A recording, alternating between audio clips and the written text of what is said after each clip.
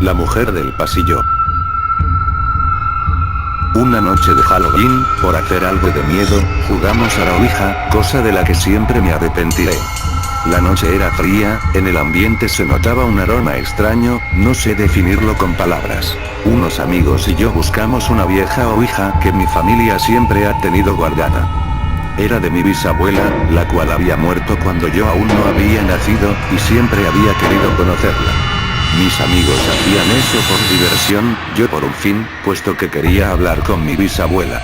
La sesión comenzó, entre risas mis amigos bromeaban, yo estaba muy serio, concentrado, pero ellos no lo notaron, hasta que cayó un rayo que iluminó toda la habitación oscura, seguido de un trueno, que estremeció hasta el último de mis huesos.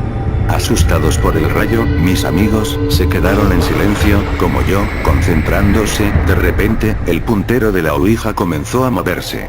Preguntamos al unísono quién era, pero no respondió. El puntero se movía sin cesar de un lado para otro, sin formar palabras. Al final paró, y lentamente, formó las siguientes palabras. Estoy yendo a por vosotros. Era una mujer, que estaba en el pasillo y gritaba por entrar a mi habitación. El cerrojo estaba echado, no podía entrar, pero parecía que iba a tirar la puerta abajo. La mujer gritaba desesperada, la puerta iba a caer, así que empujamos la cama para trancarla. La mujer cada vez más desesperada, gritaba mi nombre. Yo tuve el impulso de abrir la puerta, pero me contuve, esos gritos eran aterradores. Me lancé a abrir la puerta, quería verla, tenía que verla, pero mis amigos me agarraron. Los gritos cesaron, una de mis amigas, tuvo un ataque de nervios. Nos acercamos a consolarla, pero una voz grave y fuerte salió de ella diciendo que no nos acercáramos. Nos quedamos pálidos y aterrorizados sin saber qué hacer. La mujer del pasillo comenzó a gritar de nuevo. Mi amiga se movía de un lado a otro, diciendo que nos mataría. Intentamos abrir la puerta pero no pudimos. Los gritos volvieron a cesar, conseguimos abrir la puerta, yo salí primero, pero se cerró detrás de mí. Oí los gritos aterrorizados de mis amigos, histéricos, pidiendo socorro, dando patadas a la puerta para abrirla, y yo aterrorizado sin poder hacer nada. Escribo mi historia, 35 años después de que ocurriera, pues acabo de salir de la cárcel, culpado por el asesinato de mis amigos, los cuales encontré muertos cuando conseguí abrir la puerta de mi habitación.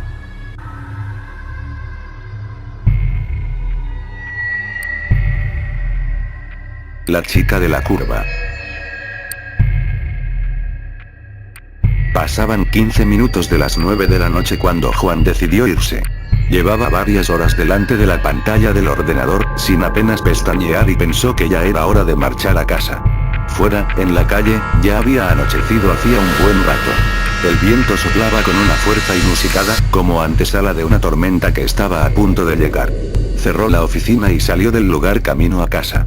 El frío arreciaba y empezaba a lloviznar. Con paso rápido entró a su vehículo Renault que pese a los años, se encontraba en bastante buen estado. Abrió la puerta y con rapidez se introdujo en su interior. Giró la rueda de la calefacción al tope, y se dispuso a iniciar la marcha hacia su hogar.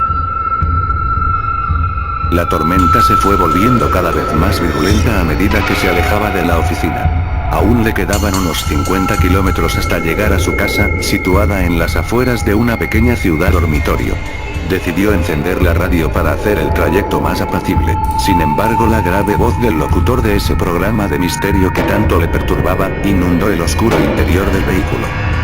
No le gustaba nada regresar a casa por este camino, menos cuando hacía una noche tan desapacible como esta, ya que el camino no se encontraba en buen estado y apenas había iluminación. De hecho, se había producido en ella varios accidentes en los últimos años. Esto también había dado lugar a habladurías de la gente, que afirmaba que en una curva se aparecía una mujer joven vestida de blanco y con aspecto desaliñado. Juan no era una persona que diera mucho crédito a este tipo de historias. Sin embargo, tenía que reconocer que había algo en esa carretera que le provocaba una sensación extraña, de intranquilidad. Solo el resplandor de los faros delanteros era capaz de romper con la negrura de esa noche. De pronto, una sensación muy extraña se apoderó de él. Se dio cuenta que no se escuchaba ningún ruido, salvando la radio y el sonido del motor y los neumáticos sobre la gravilla. Decidió parar en el arcén sin saber bien para qué, ni qué se encontraría. Abrió la puerta del coche y salió. Fuera llovía copiosamente, pero apenas se escuchaba algo más que el ruido del motor y el golpeteo de las gotas de lluvia en el techo del coche. Se introdujo de nuevo en el vehículo, e inició la marcha, sin haber despejado del todo ese hormigueo que tenía en el estómago. Su incertidumbre duró poco tiempo. Al mirar por el retrovisor interior del coche, se dio cuenta de que no iba solo. Una mujer totalmente empapada, con un vestido blanco, y la mirada ausente se encontraba en el asiento trasero. Su corazón empezó a latir aceleradamente. Frenó en seco y con sus manos se tapó el rostro, con la esperanza de que todo fuera fruto de su imaginación. Sin embargo, al volver a mirar por el retrovisor, la figura seguía sentada en el mismo lugar. Juan se giró y balbuceando preguntó a la mujer quién era, y qué hacía allí. Sin embargo, esta no articuló palabra. Asió la palanca de la puerta con la mano dispuesto a abandonar el coche, y de repente sintió una fuerte presión en el cuello. Notó como dos manos frías como el acero le presionaban impidiendo el paso de aire a los pulmones. Miró sorprendido por el retrovisor y la imagen que vio le provocó pánico. La mujer ya no tenía esa mirada fría y distante, sino todo lo contrario, los ojos parecían que se iban a salir de las órbitas y reflejaban un odio que nunca había visto en ninguna otra mirada. Intentó zafarse de las manos de la mujer pero le resultó imposible.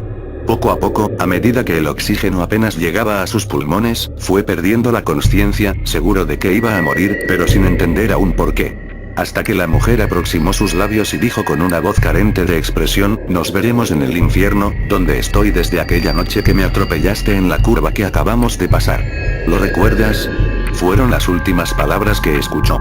Después reinó la oscuridad más absoluta. La escuela maldita. Quiero contaros una cosa que sucedió en mi pueblo. Esta historia es verdad, al menos eso dicen, pero a mí me puso los pelos de punta al escucharla. Todo empezó hace muchos años, en mi pueblo, que por aquel entonces solo era un pueblito más de los muchos perdidos entre las montañas de Asturias. Mi pueblo, como ya he dicho, era pequeñito, apenas tenía una pequeña plaza con iglesia, un parque, una pequeña cárcel y una escuela, con todas las casas apiñadas alrededor.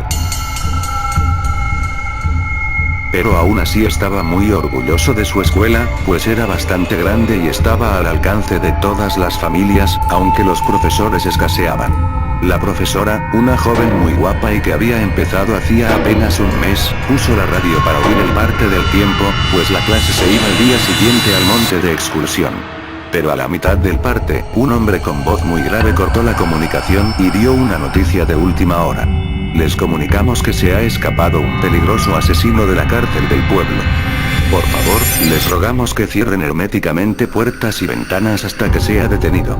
Los niños se asustaron mucho y con razón. La cárcel quedaba muy cerca de la escuela. La profesora los tranquilizó y se puso a contarles historias para que se calmaran. Pero a una niña le entraron muchas ganas de ir al baño.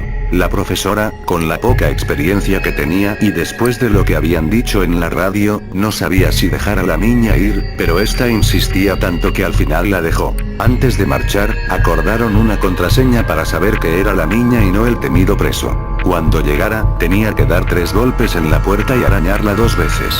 El asesino estaba atento a lo que le dijo y se fue a esconder al lavabo. La niña se fue al baño un poco asustada. Cuando el preso vio acercarse a la niña, la agarró y la torturó sin piedad y luego le cortó la cabeza. La profesora estaba ya preocupada, habían pasado 30 minutos y la niña aún no había vuelto. Pero de pronto, en la puerta se escucharon 3 golpes y 2 arañazos. Es ella, pensó la joven.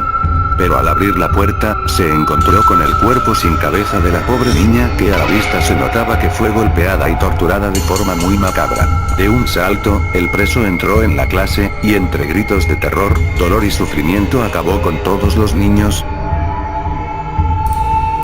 Solo la profesora quedó con vida, la cual logró saltar por la ventana y huir del lugar. Hoy en día está en un psiquiátrico, no puede parar de repetir una y otra vez. 3 golpes y 2 arañazos, 3 golpes y 2 arañazos. La escuela estuvo a punto de ser derrumbada, pues solo traía malos recuerdos. Pero al final la dejaron como psiquiátrico. Dicen que si entras, en el baño podrás ver la cabeza de la niña, que te mira fijamente con ojos llenos de terror, y en la sala de clases, chorrean gotas de sangre por las paredes.